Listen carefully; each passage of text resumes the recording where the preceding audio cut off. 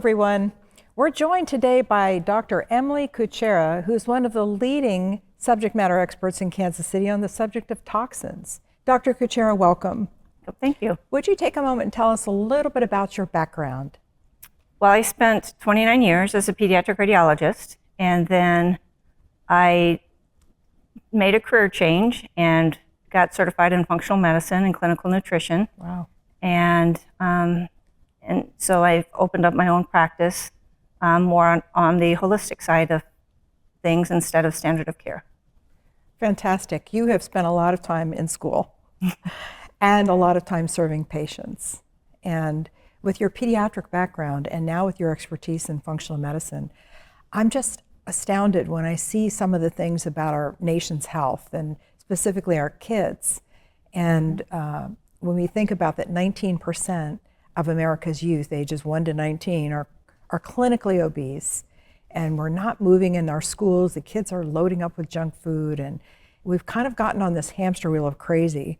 And the same is true for adults. You know, we're kind of in the same realm. And so when we think about the toxins in our lives, we are not even aware sometimes of how incredibly impactful negatively toxins are in our lives from everyday things. Can you talk a little bit about that? What are some of the things that are in our world every day that we may not even be aware of? We may be aware, we may not be aware of. Well, honestly, the first thing that I always like to address is we have to live in a safe home. And so in order for our home to be safe, we have to be aware of what household products we're using in our home. There are much safer products than most of us have been used to using. We have to be aware of what personal care products we're putting on ourselves, cosmetics we're putting on ourselves, what we're putting on our yards, the pesticides and the herbicides that people don't even think about, what people are spraying, the insecticides around their homes and in their homes. And then also having to deal with, are there water issues in their home? Are we dealing with potential mold, particularly in the Kansas City area and in the Midwest? Mold is a significant issue because of our humidity. And so making sure we don't have mold in our homes, which can cause poisons, which are called mycotoxins. And so really making sure our home is safe. We can't live in a bubble, but we can make safer choices in our home. We can make safer choices in what water we drink and what food we eat, because we get a lot of toxins, particularly in our water supply and in the foods that we eat. Yeah, it just seems that toxins are everywhere. It's environmental pollutants, the water that we're drinking, the food that we're eating. So much of what we do every day is now culturally driving a lot of our decisions. So when we think about our homes, for example, you mentioned some of the chemicals in our homes, cleaning products. You know, we've done in my home a complete turnover of cleaning products. It's just when you consider the dangers of so many things that are illegal, kind of shocks me. Maybe you could speak, without mentioning brand names, maybe talk about some of the common things that are in our homes, whether it's cosmetics, whether it's cleaning supplies. What are some things that we should be really careful about? Well, I think that we need to be aware that there's over 86,000 chemicals in the United States that are on this Toxic Substance Act that are listed, and most of them have never been tested, or probably 80% have never been tested by any government agency. There's multiple apps and there's multiple websites. One of them that I really like is environmentalworkinggroup.org. It's ewg.org, and you can actually go on to their website. They also have an app that you can take to the stores, and you can scan the products to determine, hey, is this product toxic or not? And it rates the products on the substances that are in the products. Are they a risk for cancer? Do they have any issues with allergy and our effect on our immune system? Do they have any issue on our hormones and reproductive capabilities? So being aware of that and making safe choices. There are multiple other apps that you can put on your phone and look at those look at those substances and make better choices. I don't want to name any particular ones, but I mean, I had been using one that was rated a D out of F probably my whole life until I got onto that website. So I want to say again for our viewers, it's ewg.org. And this is a nonprofit organization. There's no agenda. I'm familiar with them. They're fantastic. It's free. That's the other thing that's so great. It's free to everyone to use, and we definitely want to make use of that. When we think about the relationship of toxins to our health, please talk about that. Well, basically, when we're dealing with the toxins, it's a lot of times it's an overall load. And the big issue is these toxins, a lot of them are being passed across the placenta to the fetuses and embryos during development. Wow. And so that's a big factor, because we're also dealing with an issue. 1 out of 2 children is going to have a chronic disease. And so when they're kind of starting out behind the 8 ball, and the mothers could make maybe better choices in what they're using, then that will affect the health of the fetus as well. Yeah. Well, you know, so much of what we do, again, is just because it's what's culturally normal. It's what we see on TV all the time. We go to the grocery store, it's what we see on the shelves. And so it becomes what we think is safe and normal because it's presented to us. But this is a big change that we're suggesting people take on by looking at the labels, right? Starting to read those labels and get educated about what's safe and what's not. And ewg.org makes, and this is no advertisement for them, other than we think they're terrific. But what kinds of things, where would a person start? If they want to start removing toxins from their lives, where do you even begin? Because we are just so overwhelmed with everything in our lives. From the moment we wake up in the morning and brush our teeth, frankly, until we wash our faces at night, all throughout the day we're exposed to so many different toxins. And so where does a person even begin? I think they just begin by being aware of it. And if you're aware of it, then you're going to start looking into, hey, what websites do I go to? What apps do I use to make those better choices? And so I think awareness is the #1 issue. Yeah. And, you know, by the time a woman leaves her home in the morning, she's exposed to about 160 plus chemicals. Oh my goodness. Just before she even leaves her home in the morning. So again, just an awareness of what I can use for cosmetics, what I can use for my personal products to decrease that load. Yeah, it can be overwhelming. It truly can be. When we think about the fact that everything in our lives, everywhere we go, there are toxins. You can't become, like you said, we can't live in a bubble. And so trying to make better decisions and being intentional about what we accept into our lives and what we don't, that's the first step, isn't it? Correct. Yeah. And for kids, what can parents do to help help manage better what their kids are taking into their bodies, both whether it's food or external toxins? What kinds of things can parents be mindful of? Honestly, what they bring into their home, what foods they bring into their home. Because the kids are just going to eat whatever is, they're not going to go out and buy it. They're going to eat what's presented to them in the home. Yes. And so really looking for whole food, organic type products. Everybody can't get necessarily access to organic products, but if you can, they are a safer choice. It doesn't mean that they don't have any chemicals, but they are a safer choice. Trying to stay away from the processed foods.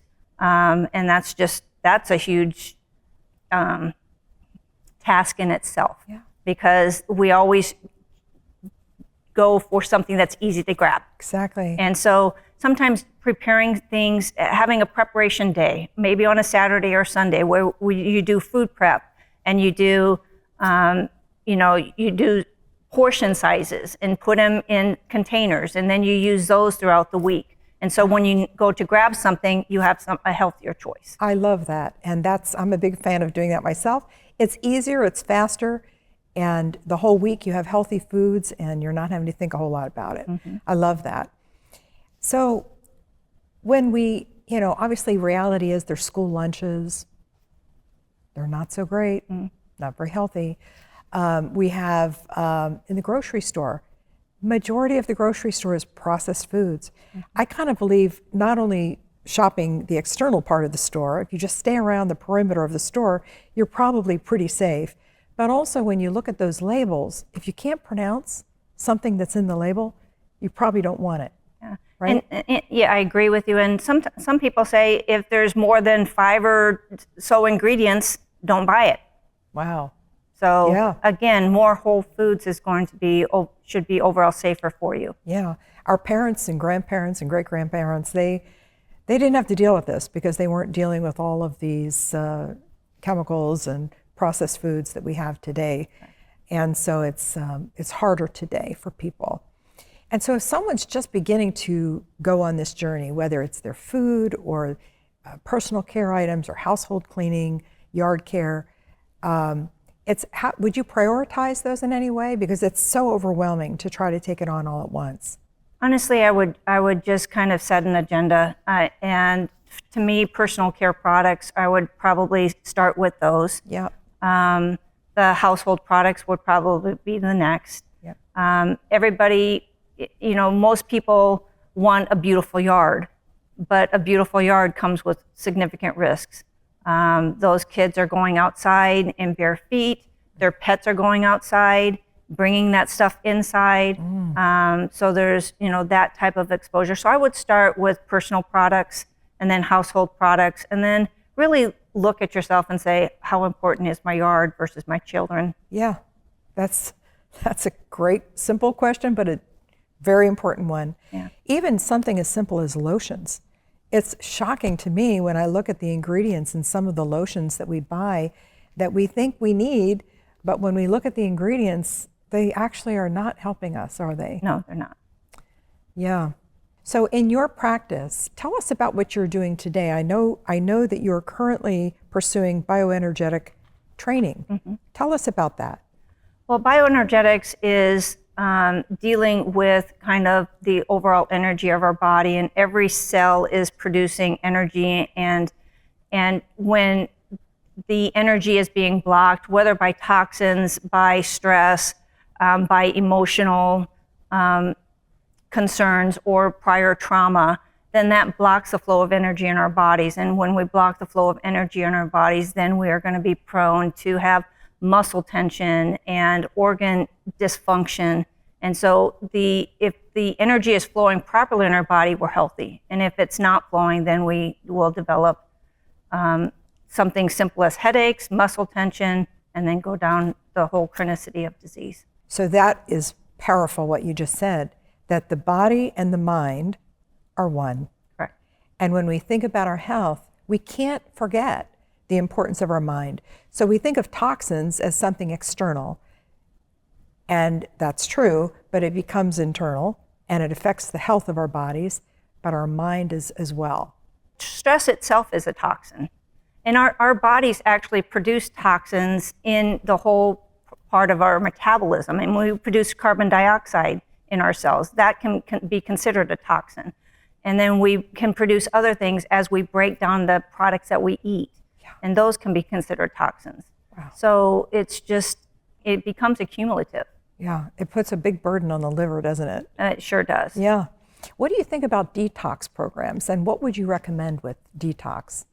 I think detox programs can be beneficial. However, you have to take the whole patient and the clinical history, and you have to be aware that if they don't have proper mineral status or vitamin status that is going to help them detoxify, then putting them through a detoxification program at that point is not going to be beneficial to them. Could be harmful. Could be very harmful if they're not pooping every day and pooping a couple times every day. Yeah.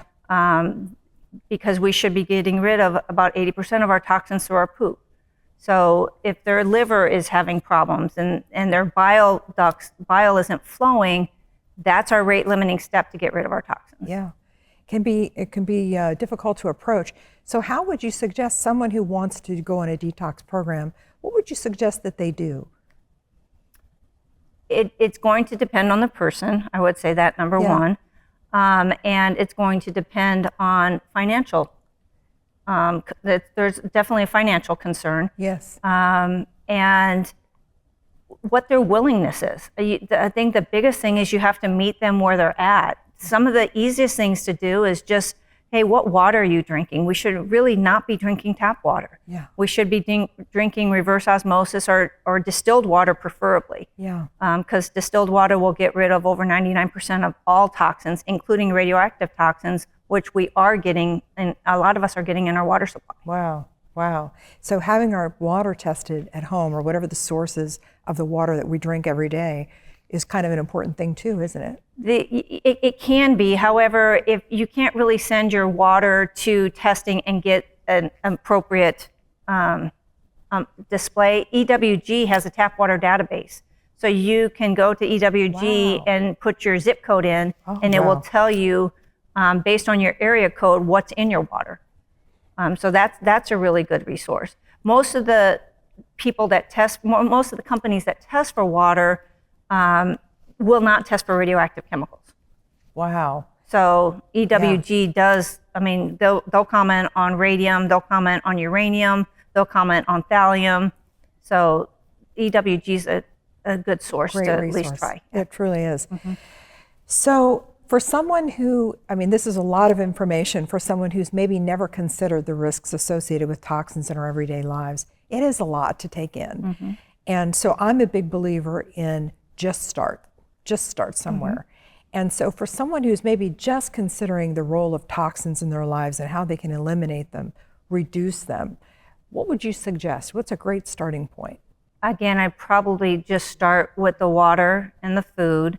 And honestly, I would make them aware of the drugs they may be taking. The average American is taking over 4 prescription drugs. Drugs are Every a toxin day. to us. Absolutely. We have to look at the vaccines that the children are receiving and that the adults are taking in. Those are toxins.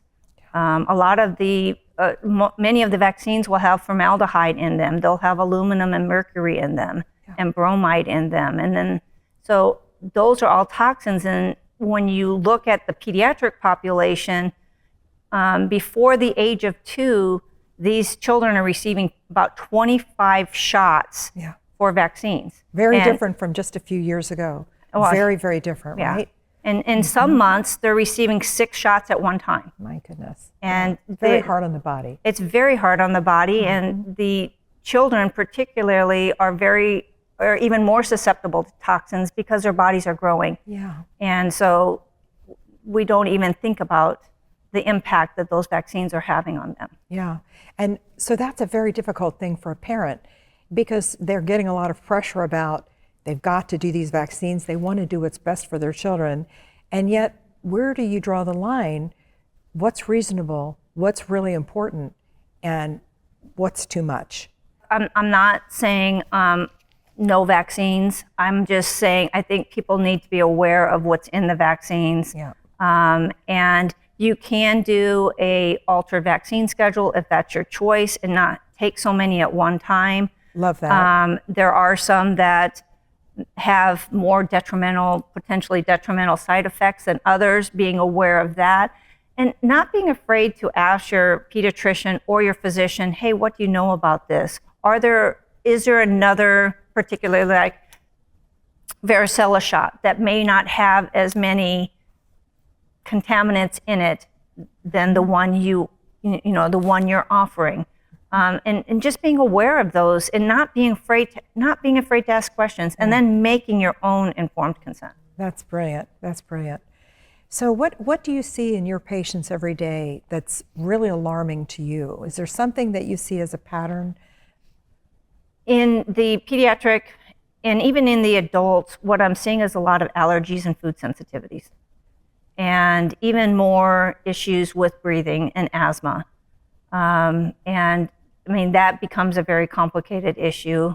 But a lot of times you hear, oh, it starts in the gut. And, our gut is receiving, and our intestinal tract is receiving a lot of toxins through our through what we eat. And that and 70 to 80% of our immune system is in our gut. So if we are taking those toxins in and they're affecting our immune system, then we're going to have dysfunction of our immune system, and it's not going to function properly. So that was a whole lot, and I want to unpack that a little bit, because this is something that I've personally really seen as a trend. Just a handful of years ago, we didn't have the number of cases of the allergies and the autoimmune. I mean, all of this has just been exploded in the last handful of years. What would you say is the biggest driving force of that? Our overall toxic load. It is. I think our vaccine schedule has a significant impact. And if you look at the curves of the vaccine schedules and autism and autoimmunity, it directly correlates. There's a direct correlation with our vaccine schedule. Yeah, my goodness.